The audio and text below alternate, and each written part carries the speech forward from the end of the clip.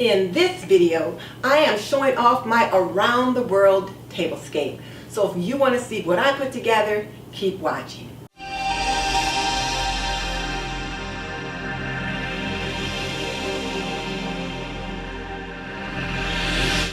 Welcome to This and That with Denise Jordan. I teach women how to make wise home, health, and beauty decisions. So if you're new to my channel and you want to learn more about running a household, subscribe. Or if you want to see reviews about products that could benefit you in your home, subscribe. Because I do videos about those topics all the time.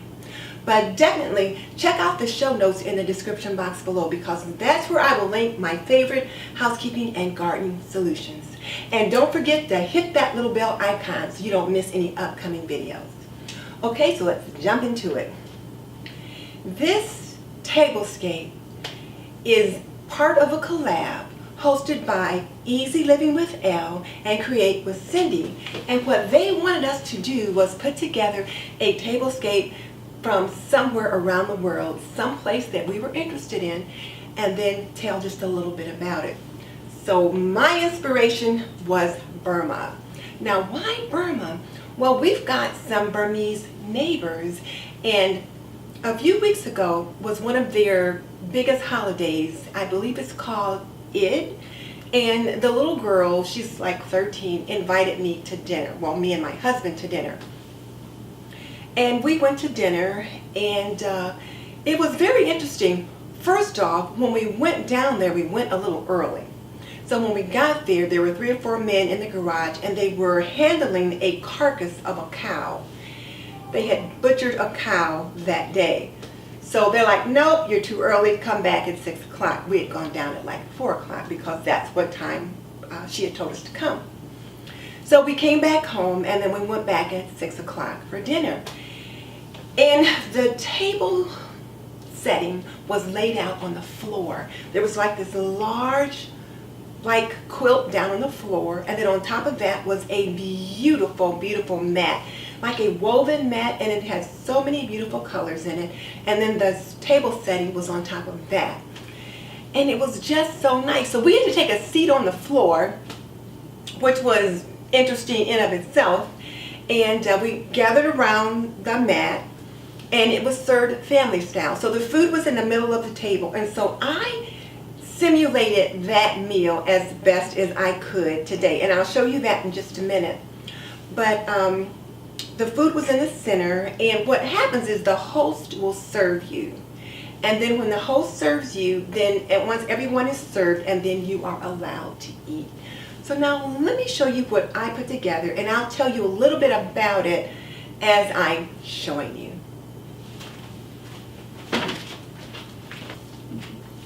So this is what a typical table setting might look like for a Burmese or Thai family. And this particular family, even though they are from Burma, they spent quite a few years in Thai when they escaped from Burma. So they spent quite a few years in Thailand. So they've got some Thai influences as well. So what we have here, of course, you can see the bamboo placemat, and it's in a square shape. And it's perfect for this particular region. So the bamboo placemat was my way of representing the woven mat that they had on the floor. And then this is the plate. And notice it looks like a little bowl, but when I went to an Asian shop to purchase these dishes, she said, no, this is the dish. And what I learned is that you use a small plate, and when they serve you, they will give you rice. And rice is a constant with every meal. And they will give you maybe 2 or 3 spoons of rice. And that goes in the middle of the dish. And then on top of that, you put the beef dish. And I've got a beef dish here. And there's like beef and gravy. It was a special curry sauce, and I'll tell you a little bit more about the cow business in just a minute, but you put the beef and gravy on top of the rice, and then you eat it with a spoon.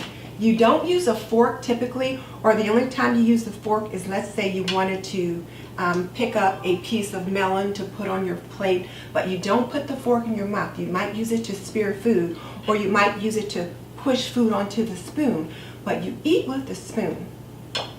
And then the other thing that we had with the meal was some kind of a vegetable. So here I've got some sauteed sugar snap peas. And you would just put a few of those on the plate.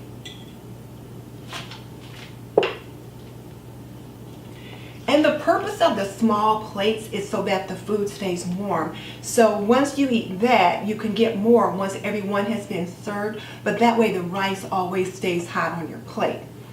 We also had a very spicy cucumber salad, so I represented that here. And then they served that in a different little dish.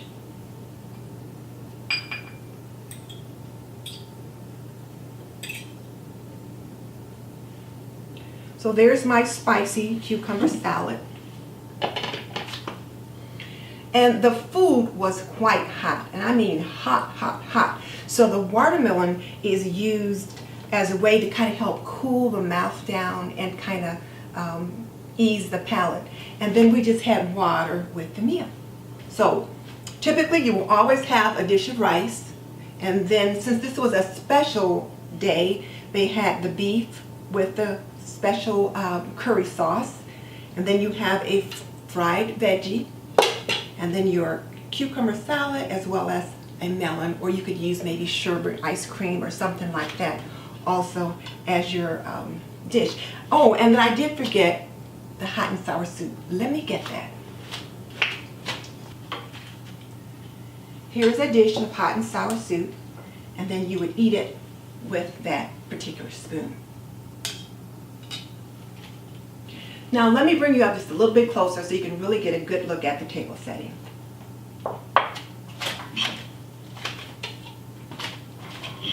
So here are the plates, and here you've got a blue iris with a green kind of a pattern of the stem associated with that, and it just says blossom. And then I've got a green napkin to complement the green in the plate setting. And then these green napkins also pick up the kind of a deep green that you find here in this tablecloth. And of course, the flowers here also pick up the greens and the browns that I have represented here on the table. So again, here's your fork and then your spoon. And notice there is no knife. There's to be no knives on the table, because when you bring everything to the table, it should already be bite-sized. So there are your green beans, your rice, your cucumber salad with the melon, and there you can see the beef and gravy dish, and I've got a few carrots in it because I always like carrots when I'm cooking beef. And then here's my plate. There's the hot and sour soup, my beef and gravy dish on the rice, sugar snap peas, and the cucumber salad. And then we'll have watermelon to cleanse everything out with water or iced tea, depending on preference.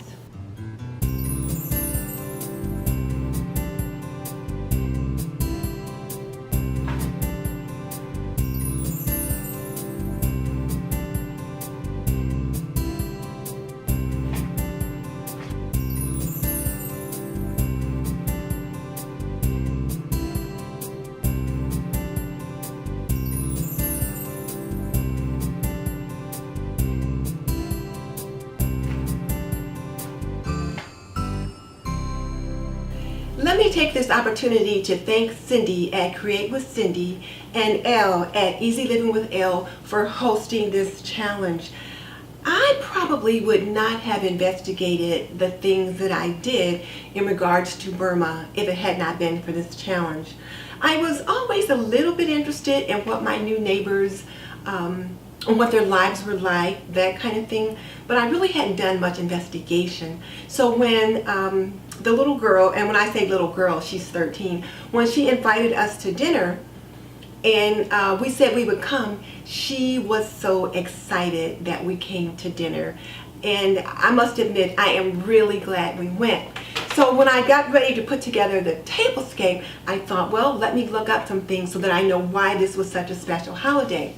And it was the Eid is what she said. She said it's the Eid, and it's one of the two biggest holidays in the Muslim community. Kind of like Easter and Christmas is for the Christian community. This one, Eid, is one of the two biggest holidays in the Muslim community. And one of the things they do for that holiday is they slaughter a cow. They have to do some kind of a sacrifice. And it can be a cow, a lamb, a camel, depending upon the region that they're in. But in the United States, they do a cow. And what they do is they actually go to a farm and they pick a cow. They choose a cow. And according to what I read, they're supposed to use their best animal for the sacrifice. So they go and they pick the best animal that they can. And the littlest girl, she's 5, she came with her big sister to invite me, and she kept saying, "We got a cow, we got a cow, we got a cow." She was so excited because she had got to go with her dad when they went to the Amish farm to choose the cow. And then the Amish farmer slaughters the cow for them and butchers it a little bit, and then they bring it back home. And then what they are required to do is to share it. So they keep a portion, we'll say a third for the family. They give a third away to friends and other family members, and then they have to give a third away to charity. And then the next day they invite a lot of friends and family over, and they have like a big celebratory meal. So she was just so excited that she got to go with her dad when he picked out the cow. And when I looked it up, I thought, yeah, that's what they do. They usually do take the children with them so they learn about the history of why this is happening. And what I read, it kind of goes back to when God told Abraham to sacrifice his son on the altar because he thought he loved his son too much. And so Abraham was going to sacrifice his son, but they put a ram or a goat or something like that instead. And so the ram was slaughtered. And this is in commemoration of that in some way. I might have that off a little bit, but it's pretty much that's what it is. So it was just so nice to kind of get to know what they do. I think that's it. So now here's a question for you. What part of this whole tablescape or my story about what I've learned about this particular holiday interests you the most? Tell me in the comment section below. And just so you know, I've raised 3 children. I've managed a home for more than 45 years, and I am a nurse by profession. So if you want to learn more about running a household, cooking and cleaning and laundry and health and beauty, subscribe. I would love to have you as a member of the TNT community. In the meantime, this is Denise Jordan saying goodbye. The hubby and I are going to enjoy our dinner. If you're not familiar with Create with Cindy and Easy Living with Elle, I'll link their channels below so you can check them out.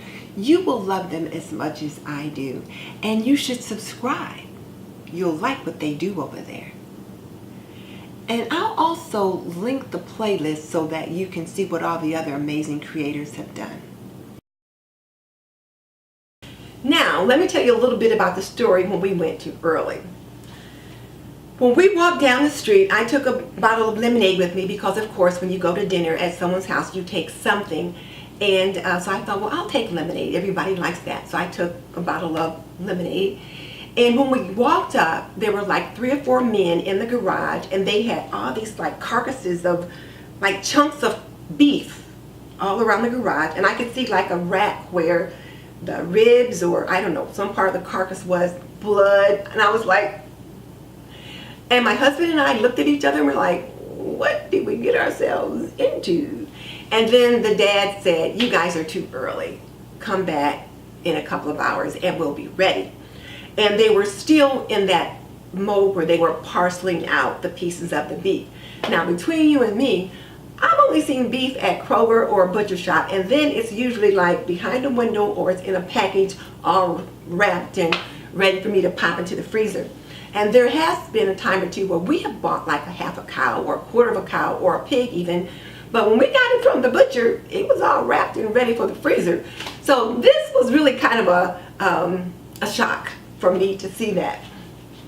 So when we came back home to wait, my husband and I just kind of looked at each other and he was like, I am not eating any raw beef. And I'm like, honey, I agree, I'm not either. But it wasn't raw, it was cooked by the time we got there. And actually, they were in the process of cooking it before we came. They had this huge pot out in the backyard, kind of like those big turkey fryers, only like 2 or 3 times bigger, and they were cooking in that. So when we got there and we sat down at the mat to eat, the beef was already in a dish larger than this, because of course it's family style, and it was already cut up, that kind of thing. And the spoons that we used were similar to this, only they were metal, but they were a little bigger. Whereas these particular ones are just for soup. They have some others that are just a little bit bigger that they use to eat their meal with. So it was really quite interesting, and I am so glad that we went. I learned a lot. And I'll tell you what, the young lady was just so thrilled that we came. She was just so thrilled that we came. And I think it's kind of like when somebody will come and sit down to dinner with you, it's like, I'm okay and you're okay. Like, we're all in this world together. And I really did enjoy that experience. So there you have it. My Burmese with a Thai influenced tablescape. And that's it.